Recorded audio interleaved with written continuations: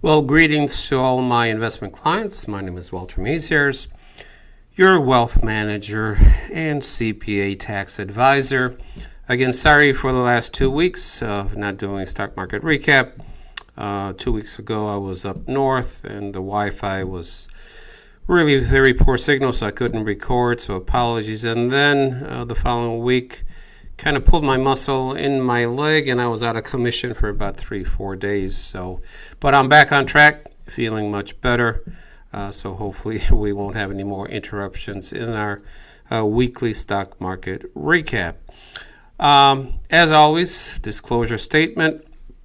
I would encourage even my clients, or especially anyone else watching other than my clients, to read this disclosure statement. Again, this is intended as for information only. It's not intended as investment advice or solicitation to buy or sell any securities. So at your leisure, you can stop the video and just read the full disclosure. If you want more background about Trinity Wealth Solutions and myself, Walter Maziers, you can just go to brokercheck.finra.org and just type my name, and you'll get full disclosure, my background, my education, how many years I've been doing this. So I would strongly encourage, especially anyone watching this who is not a client. So that we got this out of the way. Just before I get into the stock market recap, I just have to mention about Charlie Kirk. I did listen to some of his videos, and unfortunately, as everybody's aware, he was pretty much assassinated for his political stance. That's unfortunate. We as a country, hopefully we're better than this, and I would encourage everybody, especially my clients, if you believe in God, say some prayers for Charlie Kirk and especially his family and his kids. It's just unfortunate that we've come to this point as a nation where we cannot tolerate another man's opinion, political opinion. So hopefully this will bring our country to some sanity. And again, just pray at this point. Prayer for Kirk's family and for the United States that we come to some type of healing in this nation. So on that note, let's talk about the stock market. Really, I'm recording this on September 12th, 2025, which is Friday, at the close of the stock market. And as you can see on the screen, I'm comparing, again, asset classes, bonds, TLT, QQQ, technology, SPY, which is the S&P 500, and gold. Just a reminder for my clients, we did get back into the stock market pretty much 60% QQQ and SPY pretty much on August 12th, 14th, and also added gold 20% position to pretty much across the board for our clients on September 4th, and that's done well. So keep in mind, we are pretty much 80% in the market. 20% is sitting in BIL or short-term U.S. Treasuries, but with a lot of caution. Gold is expected to hit even further than it's gone up lately, but again, we just don't know for sure. Again, these are all probabilities. There's no certainties in the stock market. So for one day, just real quick, QQQ was up about 0.5%. That's technology. Gold was up 22 basis points.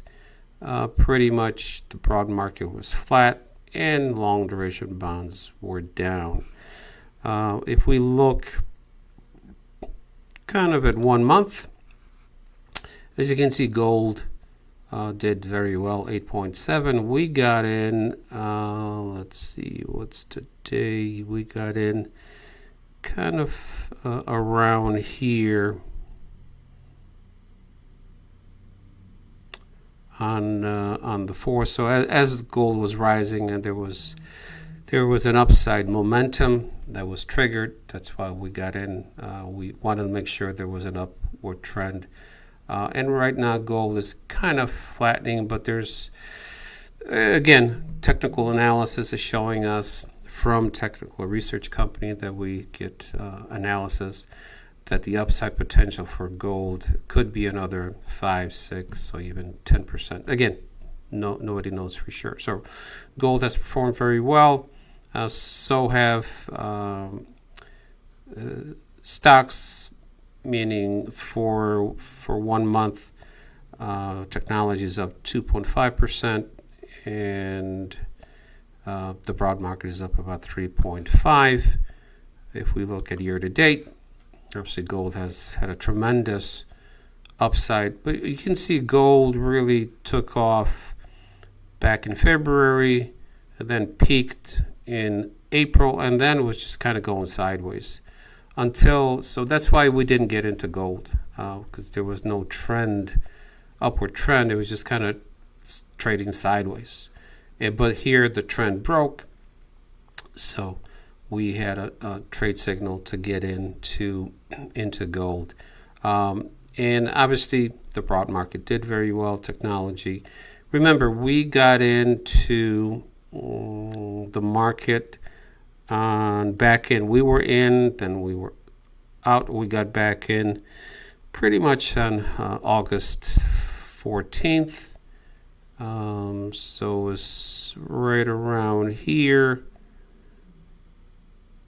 And again, the trend started to point to upside for stocks. So if we look at 5 years, the trend's we've been in an upward trend, except April of 2025, there was almost like a 20% pullback. And again, just a reminder, our concern right now is that the market is really peaking and we're kind of at the topping stage. So anything could trigger the market to correct. Markets are hitting all-time highs, and people are just euphoric about that there won't be any pullback. This is all great. But unfortunately, there's a disconnect between the stock market and what the real economy is really saying. So let's talk a little bit about payroll. There was a revision, the Bureau of Labor Statistics.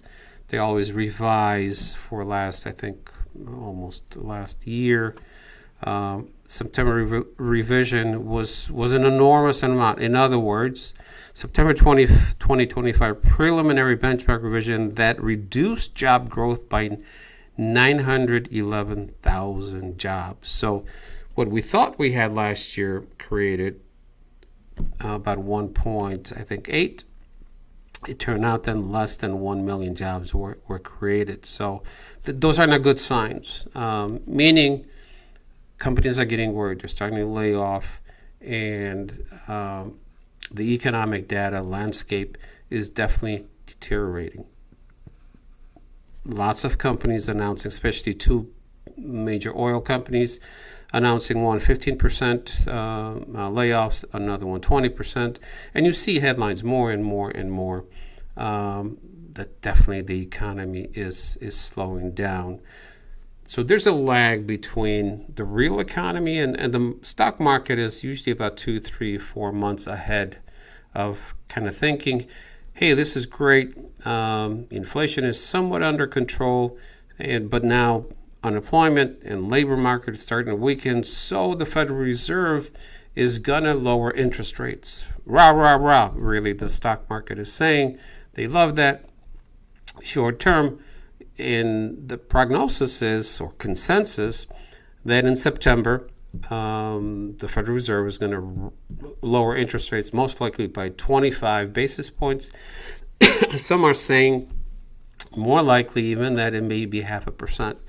So if the Federal Reserve does lower interest rates by 0.5%, there is going to be a spike, an upward for the stock market, short term. But then the stock market at some point is going to realize, well, okay, that's great, but why is the Federal Reserve cutting rates? And maybe they'll continue to even cut rates even faster in 2025 because payroll jobs are not looking good. And at that point, the stock market is going to roll over and say, hey, we overshot here. The economy is not, it's not going to have a soft landing. Most likely, we're going into some type of either recession or major slowdown. The other thing I want to look at is interest rates. And nobody really looks, if you look at the financial media, they really don't look at interest rates. And if we look at for 1 year, 20-year interest, as you can see, it was kind of heading up. So April was down to about 4.5%. Then it started to trend up, then trend down, and up and down. Now it's trending down. What do interest rates tell us? Remember, that's the private bond market that's saying long-term inflation. There is a major concern about inflation, but there's a major concern about growth of the economy. That's why interest rates are long duration are coming down. So meaning long duration interests say inflation is somewhat subdued, but the growth of the economy is slowing, and the Federal Reserve is going to be forced to lower interest rates even lower. So if we look at 5-year time frame of interest rates, we can see interest rates started to go up in 2021. This was after COVID because of inflation and Federal Reserve trying to fight inflation, but then it kind of was trending, and now it's starting to trend down. So why am I talking about interest rates? Because at some point, if we go back to, excuse me, my chart, TLT, which is long duration bonds, at some point, this is going to be an amazing investment. As interest rates continue to go down, at some point, I don't know if it's in a month, 2, or half a year, interest rates may go down as low as 2%. At that point, there's a trend, sustained trend in lower interest rates. That's where we will be getting into long duration bonds, because it'll have tremendous opportunity to make money for clients. So on that note, hope you have a great weekend. Spend lots of time with your family in these turmoil times that we see constantly on the news. My recommendation, maybe turn off, don't watch so much news. Just take time out to spend time with your family. That's really what's important. And reflect. And again, pray for our country and the family of God, I forgot his name. Charlie Kirk. It's an emotional time that our country is going through. So hopefully all will calm down, and wishing everybody a great, safe weekend, healthy weekend, and we'll see you soon next week. Take care. Bye now.